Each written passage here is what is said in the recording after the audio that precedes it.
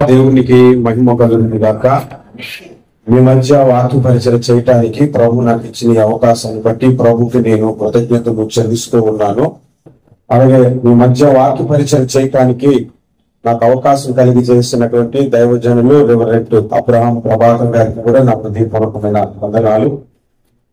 మరి మీ church treasury రాజు గారు, నాకు తెలిసిన స్నేహితుడు రాజు గారి ద్వారా నేను ఇక్కడికి రావడం జరిగింది. నా పేరు సుదర్శన్. నేను పుట్టి పెరిగింది విశాఖపట్నం. 21 సంవత్సరాలు నేను ప్రభు సేవ సింగపూర్ దేశంలో చేశాను. అక్కడి నుండి 16 దేశాలకు సువార్తను ప్రకటించడానికి వెళ్తాము. నేను ఇండియాకి, నా భార్యకు హార్ట్ సర్జరీ జరగటం వలన నేను ఇండియాకి తిరిగి రావటం జరిగింది. ఆ టైం ఏంటంటే కరోనా టైం కాబట్టి తిరిగి వెళ్ళటానికి ఫ్లైట్స్ లేవు. ఫ్లైట్స్ లేకపోవటం వల్ల మేము ఇక్కడ ఉండిపోవాల్సి వచ్చింది. కొన్ని కారణాల వల్ల దేశాలు ఎక్స్పైర్ అయిపోయాయి. మరలా తిరిగి వెళ్ళిపోవాలనే ప్రయత్నం చేస్తున్నాం. ప్రభు చిత్తమైతే సంవత్సరం ఎండింగ్కి వెళ్ళిపోతామేమో. అది ప్రస్తుతం నా యొక్క పరిస్థితి. మరి ఇండియాలో కూడా దాదాపుగా 10 రాష్ట్రాల్లో దేవుని వాక్యాన్ని ప్రకటించే కృపా భాగ్యము ప్రభు నాకు అనుగ్రహించారు. సరే, సమయము వృధా చేయకుండా లేఖన భాగంలోనికి మనము వెళ్ళిపోదాము. హెబ్రీయులకు రాసిన పత్రిక 9వ అధ్యాయము మీరు చూస్తే 22వ వచనాన్ని మనం చదువుదాము. రక్తము చెందింపకుండా పాప క్షమాపణ కలుగదు అనే మాట మనకు అక్కడ కనబడుతుంది. రక్తము చెందింపకుండా పాప క్షమాపణ కలుగదు. ఇందాక మనం చదువుకున్న నిర్గమకాండము 12వ అధ్యాయంలో కూడా అక్కడ కూడా రక్తము చిందించుటను గూర్చే రాయబడి ఉన్నది. కనుక ఈ మాటలు మీ హృదయంలో పెట్టుకొని వాక్యము లోకంలోనికి మనం వెళ్దాం. చిన్న ప్రార్థన చేసుకుందాము. ప్రేమ కలిగిన మా ప్రియమైన పరలోకపు తండ్రి, సర్వశక్తిమంతుడు అయిన మా దేవ, జీవాధిపతి, నీకే కృతజ్ఞతాస్తుతులు స్తోత్రాలు చెల్లిస్తూ ఉన్నాను తండ్రి. విడువక ఎడబాయక కృప చూపుతూ మమ్మల్ని నడిపించినందుకు స్తోత్రాలు చెల్లిస్తూ ఉన్నాము. అందుకు బట్టి మీకు స్తుతులు అర్పిస్తూ ఉన్నాము. ఇదో కొద్ది సమయం మీ వాక్యాన్ని ధ్యానిస్తుండగా మాతో మాట్లాడమని యేసునామమున ప్రార్థిస్తున్నాము పరమ తండ్రి. ఆమేన్, ఆమేన్. నేను గుంటూరుకు వచ్చిన కొరతలో మొట్టమొదటిసారిగా పెట్రోల్ కొట్టించుకుంటా అక్కడ కొట్టించుకునేటప్పుడు పెట్రోల్ ఇక్కడి నుంచి దేవుని వాక్యం వినబడుతుంది. కొద్దిసేపు నేను అక్కడ నిల్చొని ఒక చిన్న ప్రార్థన చేశాను. ప్రభువా, ఇండియా దేశానికి నన్ను తీసుకొని వచ్చారు కాబట్టి ఇక్కడ అనేక ప్రాంతాల్లో వాడబడాలని ఆ పెట్రోల్ బంక్ దగ్గర చేసిన చిన్న ప్రార్థన ఈ రోజు మీ ముందు నిలబెట్టిందని నేను నమ్ముతున్నాను. దేవునికి స్తోత్రం. ప్రతిరోజు నేను వాకింగ్ ఇటువైపు వెళ్ళినప్పుడు మీ చర్చను చూస్తాను. మరి పాస్టర్ గారు వాక్యం చెప్తే ఎవరు చెప్తారో నాకు తెలియదు, కానీ ఆ మాటలు కూడా ఆ బ్రిడ్జ్ ఎక్కే చివరి వరకు కూడా వింటూనే ఉంటుంటాను. నేను ఊహించిన రీతిలో ప్రభు నాకు ఇక్కడ వాక్యం ప్రకటించే అవకాశాన్ని కలుగు చేశాను. ఈ రాత్రి మీకు 3 విషయాలు చెప్తాను. మొట్టమొదటి విషయం, రెండో విషయం, మూడో విషయం ఏంటంటే యేసు ప్రభువు రక్తము చిందించుట మొదటి విషయం. రెండో విషయము కూడా యేసు ప్రభువు రక్తము చిందించుట. మూడో విషయము కూడా యేసు ప్రభువు రక్తము చిందించుటయే. 3 విషయాలు ఎందుకు చెప్తాను? 3 ఒకటే కదా అంటే 3 సార్లు యేసు ప్రభువు తన రక్తాన్ని చిందించాడు. యేసు ప్రభు ఎన్నిసార్లు తన రక్తాన్ని చిందించాడు? 3 సార్లు తన రక్తాన్ని చిందించాడు. మొట్టమొదటిగా ఆయనకు 8వ దినం ముందు సున్నతి చేసినప్పుడు దేవాలయంలో రక్తమును చిందించాడు. లోకాసు వార్త 2వ అధ్యాయము 21వ వచనం మీరు చూడదు, వింటే సరిపోతుంది. లోకాసు వార్త 2:21లో ఆయనకు సున్నతి చేయబడటానికి 8వ దినమున ధర్మశాస్త్ర ప్రకారం వచ్చినప్పుడు అప్పుడు రక్తము చెందించకుండా సున్నతి ఎలా జరుగుతుంది అంటే మొట్టమొదటిసారిగా ఆయన పరిశుద్ధ రక్తము, ఆయన పవిత్ర రక్తము దేవాలయములో చెందింపబడినది. ఇది మొట్టమొదటిది. రెండవది, ఆయన రక్తము చెందించిన స్థలము గెత్సెమనే తోట. అంటే ఇలాగే తెల్లవారిని ఆయనకి సిలువ వేస్తారనగా ముందు రోజు రాత్రి ఆయన చెమట రక్తముగా మారినని బైబిల్లో రాయబడి ఉంది. లోకాసు వార్త 22:45 మీరు చూస్తే ఆయన చెమట రక్తముగా మారిపోయిందంట. అక్కడ రక్తము చిందించారు. రెండవది, తోటలో రక్తము చిందించారు. మూడవది, కల్వరి గిరి పైన కపాలం అనబడిన స్థలం పైన ఆయన సిలువలో రక్తాన్ని చిందించినట్లు మనకి కనబడుతుంది. ఈ మూడు మీరు గుర్తు పెట్టుకోనండి. మొట్టమొదటిగా ఆయన రక్తాన్ని ఎక్కడ చిందించారు? దేవాలయములో రక్తమును చిందించారు. దేవాలయము అంటే గోడలుండే దాని గురించి నేను మాట్లాడట్లేదు. గోడలుండే దేవాలయముతో మనం పోల్చుకుంటే సొలొమోను కట్టినటువంటి దేవాలయంతో ఏ దేవాలయము సమానము కాదు. అలాంటి సొలొమోను కట్టిన దేవాలయముకి యెషయా గ్రంథం 66వ అధ్యాయంలో యేసు ప్రభు వారు అనగా దేవుడు ఏమంటున్నాడు తెలుసా?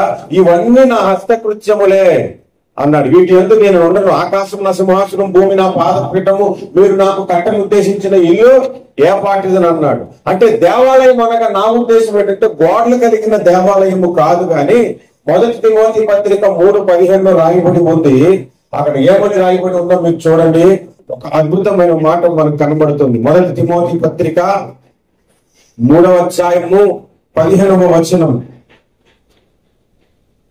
15వ వచనం చూడండి.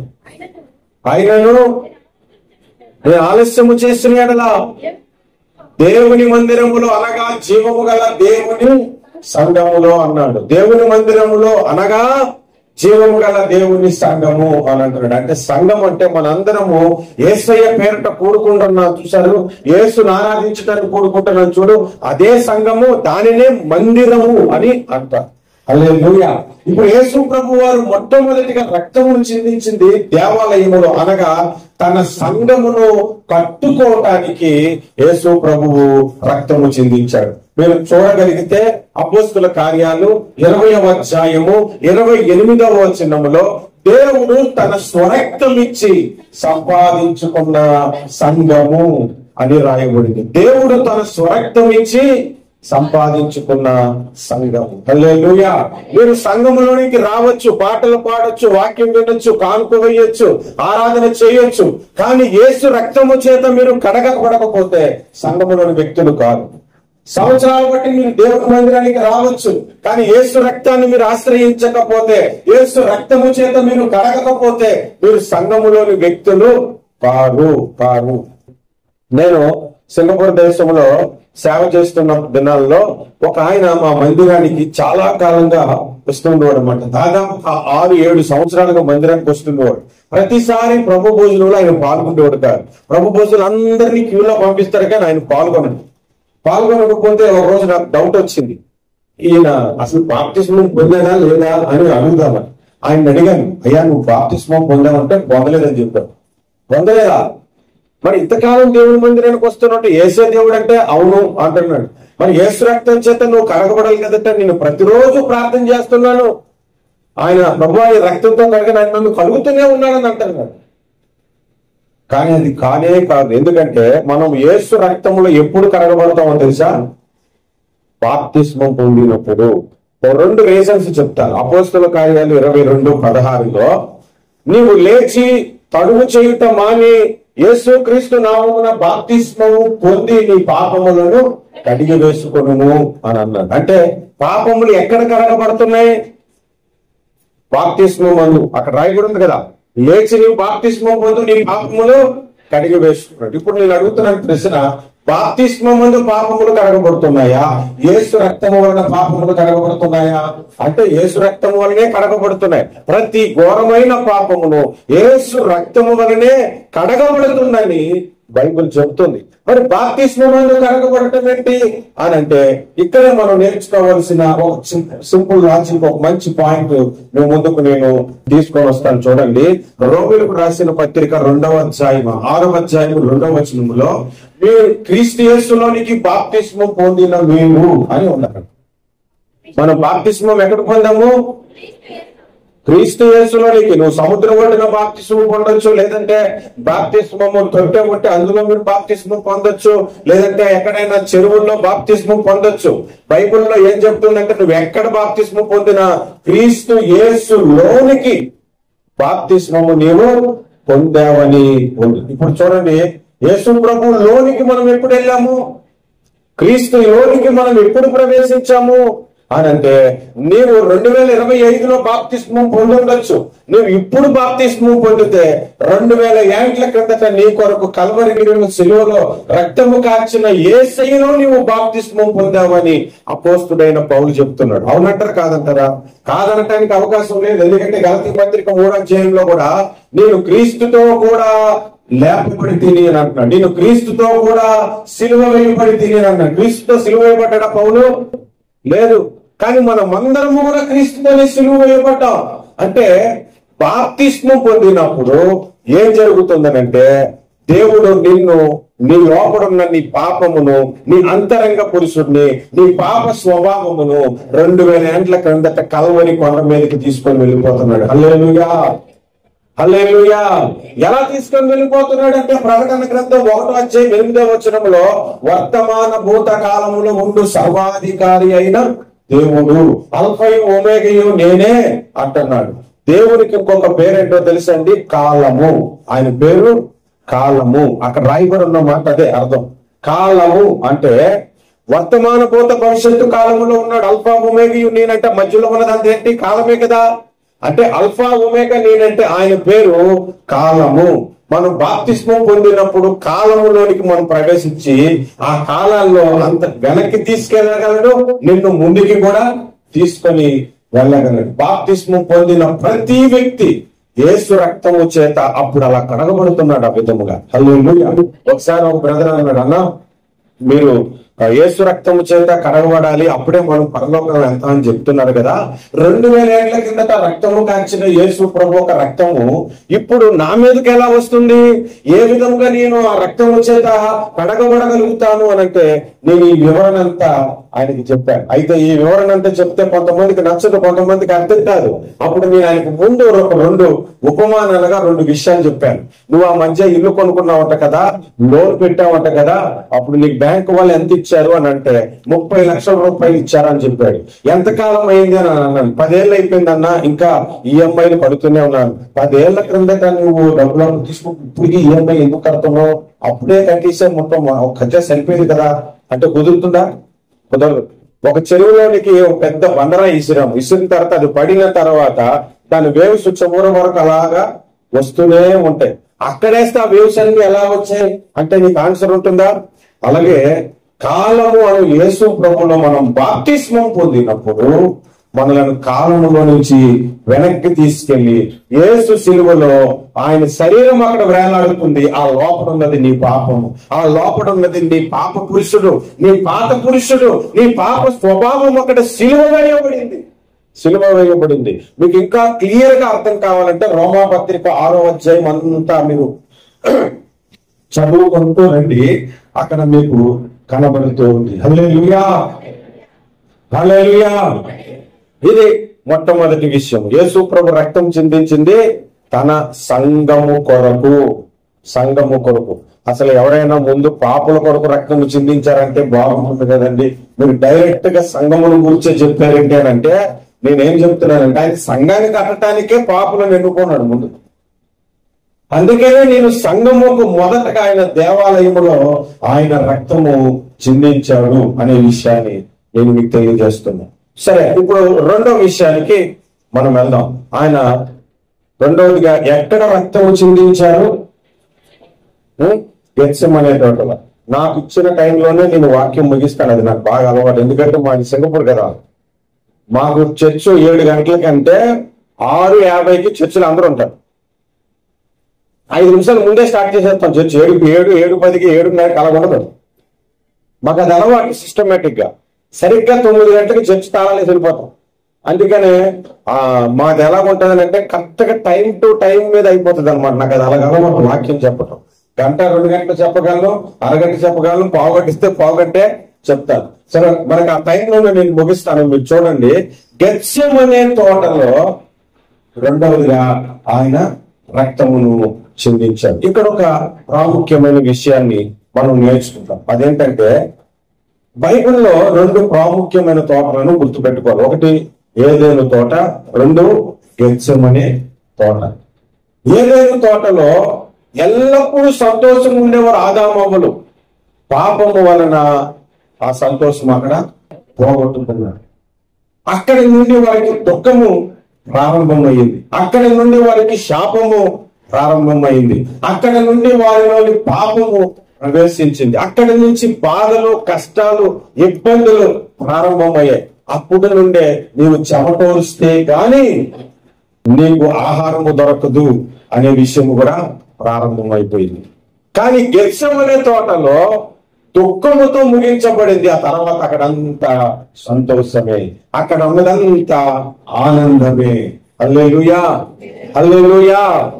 అనగా రెండవది, మనం ఎందుకు ప్రభు రక్తమును కార్చారు అనంటే మన సంతోషము కొరకు, మన బాధ తొలగించుట కొరకు, మన శాపము తొలగించుట కొరకు, మన అతిక్రమమును తొలగించుట కొరకు, మన దోషము తొలగించుట కొరకు, నెమ్మదిని, సంతోషమును, ఆనందమును మనకు కలుగు చేయట కొరకు యేసుక్రీస్తు ప్రభు వారు రక్తము చిందించారు. హల్లెలూయా. ఎంత గొప్ప భాగ్యం అండి. 4వ కీర్తనలో ఒక మాట రాయబడి ఉంది కదా, 4వ కీర్తనలో 7వ వచనంలో అక్కడ గొప్ప సంతోషము గురించి రాయబడి ఉంది. అసలు రక్షణ పొందటం అంటే అర్థం ఏంటంటే సంతోషము మనము కలిగి ఉండుట అని అర్థం. ఉదాహరణకు మీకు ఒక మాట నేను జ్ఞాపకం చేస్తా, అది ఎటువంటి ఆనందము అని అనేది. 1 పేతురు పత్రిక 1వ అధ్యాయము 8-9 వచనాల్లో అక్కడ రాయబడిన మాటలు మీరు చూడండి. చెప్పశక్యము కాని ఆనందము ఉంది, చెప్పశక్యము కాని సంతోషము అని అక్కడ కనబడుతుంది. దాన్ని నాకు ఎంత సంతోషం ఉందంటే ఎంత సంతోషంగా ఉన్నాను, అంత సంతోషంగా ఉన్నాను అని చెప్పలేము. అంత విస్తారమైన సంతోషం అండి. హల్లెలూయా.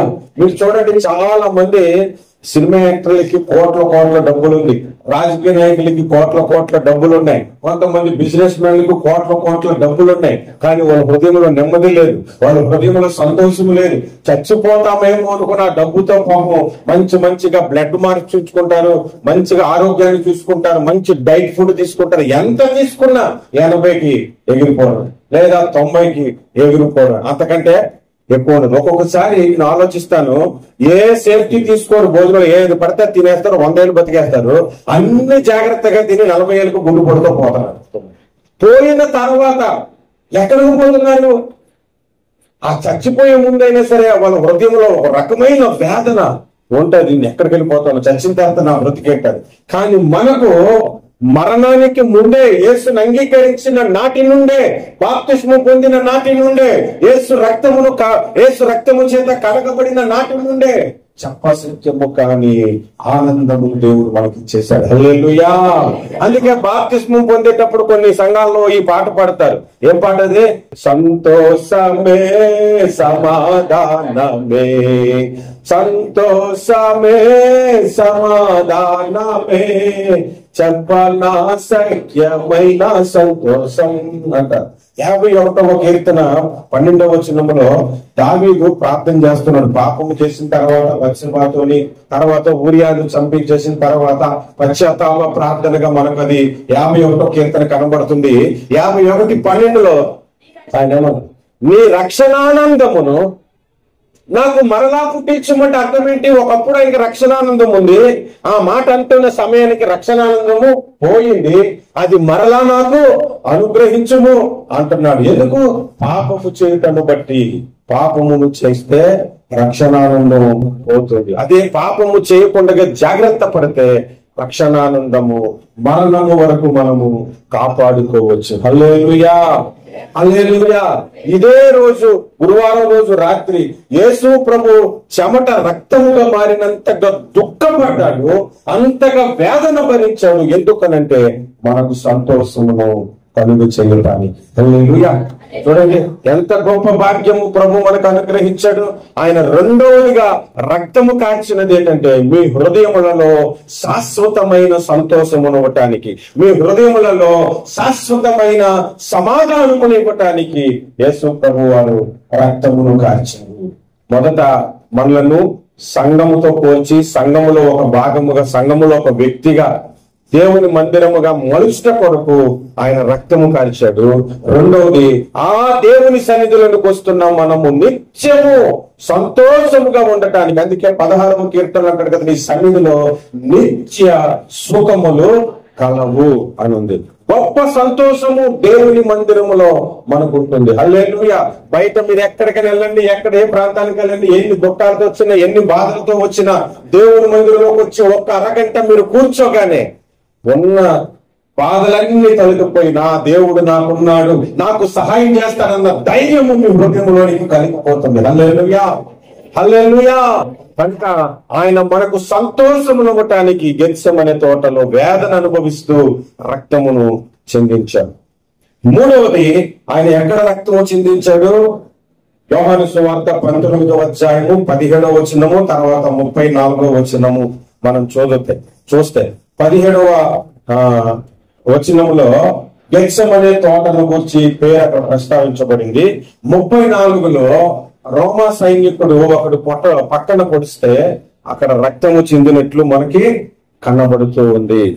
ఇక్కడ మనం ఆలోచించాలి, ఇప్పుడు యేసు ప్రభు వారు ఎందుకు రక్తమును చిందించారు ఇక్కడ అనంటే, శాపము నుండి తొలగించటానికి, పాపము నుండి తొలగించటానికి, జీవమును కలుగు చేయటానికి. ఇప్పుడు కల్వరి కొండ అంటే అర్థం ఏంటి? కల్వరి అనే మాటకు అర్థం ఏంటి?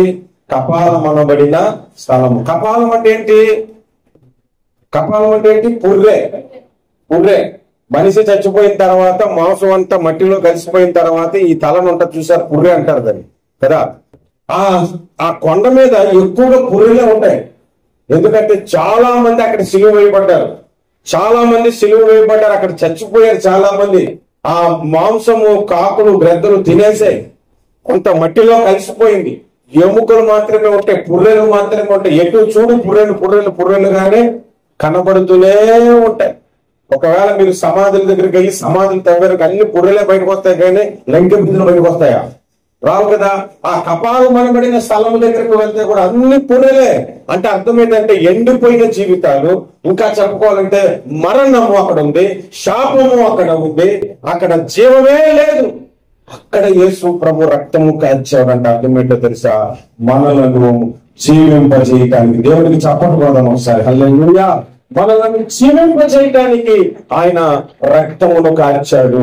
ఒక అద్భుతమైన మాట మనం చదువుదాం, ఎందుకంటే మనకి ప్రభు భోజన సంస్కారం ఉన్నది కాబట్టి ఆ మాట మనం చదువుదాం. యోహాను సువార్త 6వ అధ్యాయము 54వ వచనం మీరు చూడండి. 6వ అధ్యాయము, నా శరీరము తిని నా రక్తము త్రాగువాడే నిత్య జీవము గలవాడు. హల్లెలూయా. మరణము నుండి నిత్య జీవములోనికి మనలను నడిపిస్తున్నాడు. మీరు లేవీకాండం 17వ అధ్యాయం 11వ వచనం చదివితే రక్తములో ప్రాణమున్నది అని కనబడుతుంది. రక్తములో ఏముంది? ప్రాణం ఉన్నది. ఇప్పుడు బ్లడ్ ప్రాబ్లం కొరకు రష్యా వాళ్ళు బ్లడ్ కనిపెట్టారు. బ్లడ్ లో కావలసిన హిమోగ్లోబిన్, బ్లడ్ కావాల్సిన కలర్ అన్ని కనిపెట్టారు. కానీ ఆ బ్లడ్ తీసుకెళ్లి ఎవరికైనా ఎక్కిస్తే చచ్చిపోతారట. కారణం ఏంటంటే అందులో ప్రాణం మాత్రం పెట్టలేరు. అసలు మనిషి అవయవంలో ఏదైనా సరేనండి, మనకి చెవి వినబడుతుందా? ఎలా వినబడుతుంది అంటే, మీరు ఏంటి స్పెషలిస్ట్ దగ్గరికి వెళ్ళండి, ఆయన ఏం చెప్తాడు? ఒక శబ్దం కొట్టినప్పుడు అది గాలిలో నుంచి, వేవులోంచి, దాని తరంగాలు వచ్చి లోపల ఇయర్ డ్రమ్ మీద పడినప్పుడు అది స్పందించి మీకు వినబడుతుంది అని చెప్తాడు. సరే సార్, మరి తబలా కొట్టినప్పుడు, కీబోర్డ్ కొట్టినప్పుడు ఈ రెండు ఎలా కనబడుతున్నాయి ఒకేసారి అని అంటే దానికి ఆన్సర్ తెలియదు. నాలుగు ఉంది, మీరు భోజనం చేస్తారు, అది ఎలా రుచి చూస్తుందో మీకు తెలియదు, డాక్టర్లకు తెలియదు. చాలా విషయాలు డాక్టర్లకి తెలియదు. మన శరీరమును గురించి చాలా విషయాలు డాక్టర్కి తెలియదు. మన రక్తమును గురించి తెలియదు.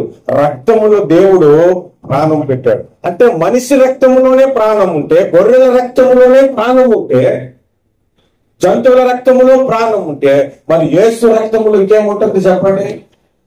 నిత్య జీవం ఉన్నది. హల్లెలూయా. నిత్య జీవం ఉన్నది. ఇక ఎల్లప్పుడూ బ్రతికేదే. మనకున్న రక్తములో ప్రాణం ఎట్లాంటిది అంటే, మనం చచ్చిపోయిన తర్వాత రక్తము ఎండిపోతే అందులో ఇంకా ప్రాణము ఉండదు, అందులో ఇంకా జీవము ఉండదు. కానీ యేసు ప్రభు రక్తము సజీవమైన రక్తము, నిత్యము జీవమును కలిగించు రక్తము.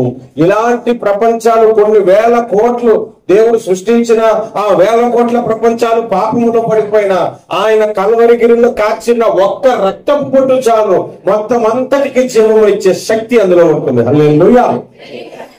అందుకొరకు యేసు ప్రభు సిలువలో రక్తమును కార్చాడు. ఆయన రక్తము కార్చింది మనలను ఒక సంఘముగా నిర్మాణం చేయటానికి. ఆయన రక్తము కార్చింది మనలను సంతోషభరితులుగా చేయటానికి. ఆయన రక్తము కార్చింది నిత్య జీవములోనికి మనలను నడిపించటానికి ఆయన రక్తమును కార్చాడు. హల్లెలూయా. 3 విషయాలు చెప్పుకున్నాం కదా, 3 విషయాలు. మొదట నిన్ను సంఘముగా చేయటానికి, రెండవది నీకు సంతోషము కలిగి చేయటానికి, మూడవది నీకు నిత్య జీవము కలిగి చేయడానికి. ఇంకా చాలా ఆన్సర్లు ఉంటాయి, కానీ నాకు ఇచ్చిన సమయంలో ఈ 3 విషయాలు మీరు గుర్తు పెట్టుకోనండి.